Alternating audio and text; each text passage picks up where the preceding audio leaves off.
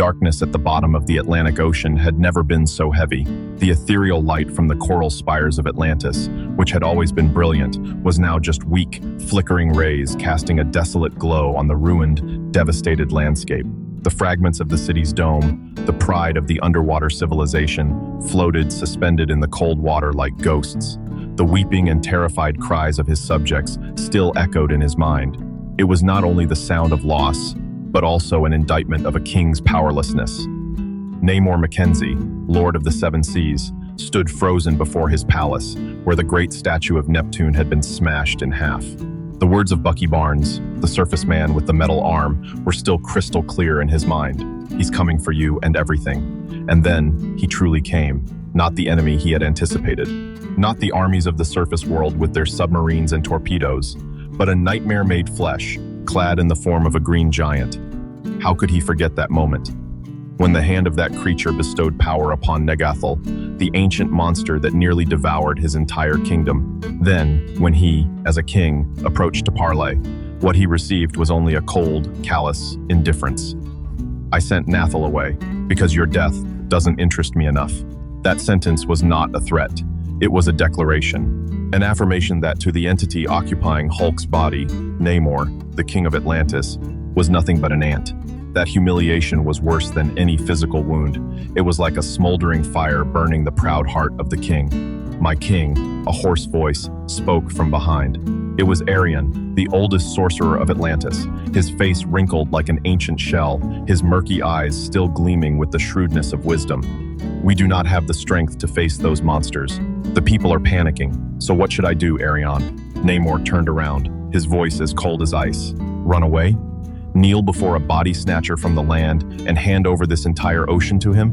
No, your majesty. But brute force is not the answer to everything. Our council has studied the ancient mythos. Our attacker, though wearing the form of the Hulk, is in truth an entity named the Eldest, one of the first great old ones. He is powerful not because of his muscles, but because he is the embodiment of a concept. But he is in a body that does not belong to him. That is the weakness. The Hulk's body has limits, and inside it, another mind is still imprisoned. Namor was silent. The old sorcerer's words were like a bolt of lightning tearing through the gloomy night in his mind. He understood now. He did not need to be stronger than the Eldest. He just needed to be a true king, one who knew how to defeat an enemy not only with strength, but also with wisdom and sacrifice. The surface world could not help him. The ocean must save itself. He gripped the trident of Neptune tightly, the weapon damaged after the battle with Negathel, but still resonating with the power of the sea. Assemble the council. I need to know everything about these great old ones. And tell me, where in my ocean that bastard is right now. It did not take long. The sea creatures, from the schools of sharks to the ancient whales, were all the king's eyes and ears. They whispered to him through telepathy, painting a terrifying picture.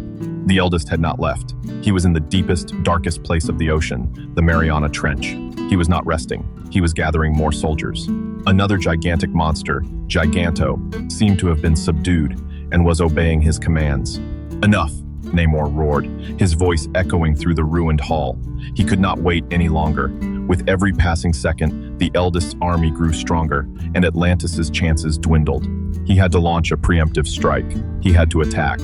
This was no longer a matter of defense.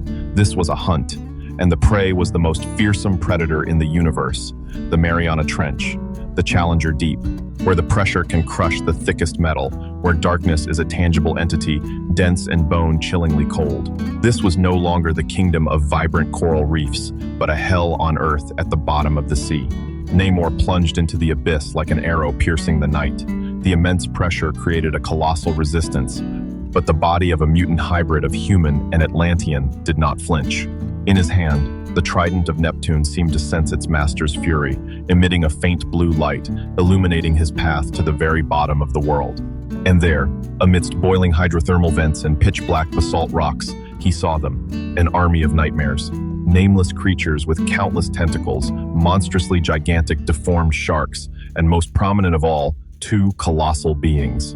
One was Giganto, the giant whale-like monster whose eyes had been transformed into a blazing red of madness.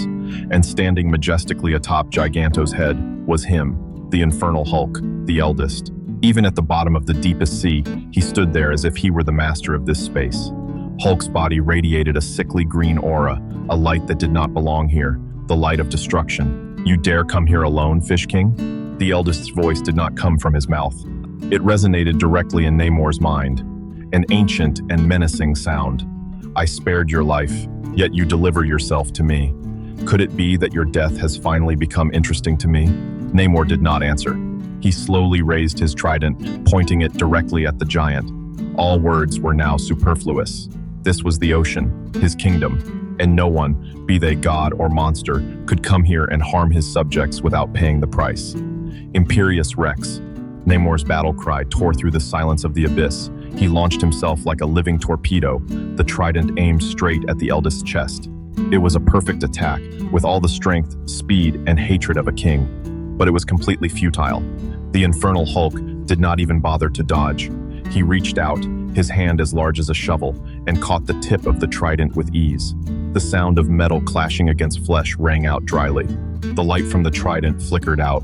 With a slight squeeze, the eldest snapped the sacred weapon of Atlantis, as if it were a toothpick. "A pretty toy," the eldest mocked. Before Namor could react, a sky-falling punch from the Infernal Hulk slammed directly into his chest. It felt like an entire mountain collapsing upon him. Namor's ribs cracked. He was hurled away at a terrifying speed, smashing into an underwater cliff face, creating a deep crater. Rock dust and bubbles obscured the view. But Namor did not fall. With a furious roar, he burst out of the rubble. Blood from his wounds mixed with the seawater, forming a long, dark red trail. He charged again, this time faster, more frenziedly, raining blows upon his opponent's body. Each of Namor's punches could sink a battleship, but upon striking the eldest, they only produced dull thuds, not budging him in the slightest. "Your strength is but a speck of dust before me." The eldest spoke, his voice still monotone and cold. He swatted his hand as if shooing a fly. A forearm blow struck Namor directly in the neck, dazing the king and causing him to lose his bearings. The battle was completely one-sided. The Infernal Hulk grabbed Namor's leg and repeatedly slammed him into the bedrock. Each slam was a loud explosion, shaking the entire abyss. He toyed with his prey, savoring the despair slowly dawning in the proud king's eyes. "I am the firstborn, the strongest, the most cruel." The eldest roared, his hands clenching together, preparing for a finishing blow to crush Namor's skull. "Consider this a favor, Fish King. Your death finally amuses me." But at that very moment, a massive, dark shadow lunged from the flank. Giganto, the monster thought to be subdued, rammed directly into the Infernal Hulk. The impact was so powerful it pushed them both back hundreds of meters, creating a massive underwater explosion. "Giganto," Namor whispered, recognizing the ancient monster. A creature that had existed since the founding of Atlantis, which had always been a silent protector of the kingdom. It had not been subdued, it had only been pretending. Giganto's roar of pain echoed as the Infernal Hulk, in extreme fury, tore the monster's body apart with his bare hands. It was a horrifying and bloody spectacle. Within seconds, one of the ocean's greatest creatures was torn into 100 pieces. Its sacrifice was tragic, but it bought Namor the most precious thing in this battle: time and an idea. Amidst the water stained with Giganto's blood, Namor closed his eyes. Physical pain was temporarily pushed back by intense concentration. He remembered Arian's words. He is in a body that does not belong to him. Inside it, another mind is still imprisoned. He could not defeat this insanely empowered body, but he could attack the link between the soul and the vessel. The ancient Atlanteans were masters of aquatic and psychic magic. Namor was not a sorcerer, but he was their king. The royal blood in him was a conduit. He did not need to perform a ritual. He himself was the ritual. He spread his arms wide, not to attack, but to receive. He embraced the entire crushing pressure of the Mariana Trench, felt it, merged with it. He turned physical pain, hatred, and above all, love for Atlantis into a psychic weapon. He hurled all that willpower into the eldest's mind, not with the aim of overpowering, but with the aim of awakening. "Hear me, green-skinned monster," Namor screamed within his own mind, but his curse was aimed at the entity inside. "You boast of your strength, but whose strength is it? Yours, or the rage you have stolen? Let the truly strongest one speak. Let Hulk tell me who is the strongest one there is." It was not a blow, but a challenge echoing into the deepest recesses of the subconscious, where the true mind of the Hulk was imprisoned. And it worked. For the first time, the Infernal Hulk staggered. He stopped abruptly, the hand raised to finish Namor trembling. He clutched his head, a chaotic roar escaping him, no longer the ancient and confident voice, but a jumbled mix of the eldest's growl and Hulk's own furious scream. The internal struggle caused his body to stiffen and lose control for a single moment. With all his remaining strength, Namor lunged forward. In his hand was no longer the trident, but a sharp fragment of it, the final weapon of a king. He used that very fragment to slash a deep gash across his own palm, letting the blood of a king, the unique hybrid blood between two worlds, soak into the metal shard. It was not just blood. It was the symbol of the curse binding Atlantis to the surface world, the affirmation of his sovereignty over the ocean. In the moment, the Infernal Hulk was still divided by the internal psychic civil war. Namor aimed for the only point he believed could pierce his opponent's defense, the eyes. "This is for my ocean," Namor screamed and plunged his blood-soaked trident shard straight into the left eye of the Infernal Hulk. A horrifying scream of pain and fury tore through the abyss. It was no longer the scream of the confident firstborn, but the scream of one truly wounded. The physical wound was nothing compared to the symbolic injury. He, the eldest, who had declared himself invincible, had been harmed by a fish king, his concentration completely shattered. Unwilling but unable to continue, the Infernal Hulk released his grip on the damaged body. He let out one final roar of resentment, then shot straight upwards, tearing through the water at a terrifying speed. He did not retreat out of fear, but because he needed time to quell the rebellion within and heal the humiliation he had just endured. He left behind his army of monsters, disoriented and scattering, those who had lost their guiding master. Namor, with the last of his fading strength, floated amidst the Challenger deep. His body was wrecked, blood still flowing ceaselessly. He could not move, could not speak, but in his eyes, reddened by blood and pressure, a flame of victory still burned. He had not killed the monster. He knew the eldest would return, possibly even stronger and more cruel. But today, at the deepest place in the ocean, Namor the Submariner had done what no other creature had achieved. He had defeated the eldest. He had made him taste pain, taste humiliation, and most importantly, he had forced him to retreat. He was not the strongest, but he was a king, and a king had protected his kingdom. Amidst the corpse of Giganto and the wreckage of an impossible battle, the lonely king of Atlantis, in a moment of ultimate triumph and ultimate agony, softly whispered a command into the cold water for all the sea creatures to relay across the entire ocean. "Find Bruce Banner."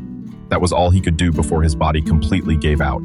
Namor's eyes slowly closed, leaving his ravaged body to be carried by the cold water, drifting slowly upwards, where the faint light from the surface was still patiently waiting. But Atlantis did not abandon its king. From the darkness of the abyss, hundreds of Atlantean soldiers had silently watched the battle from afar, obeying the "do not interfere" order Namor had given before his departure. They had witnessed everything. They had watched their king, though completely overpowered in strength, still rise and fight. They had witnessed the moment the trident shattered, and the moment its final fragment, soaked in royal blood, was plunged into the enemy's eye. They had watched the invincible monster flee. What do you all think? Please let me know your thoughts in the comments section. Please remember to subscribe to the channel. Thank you all very much.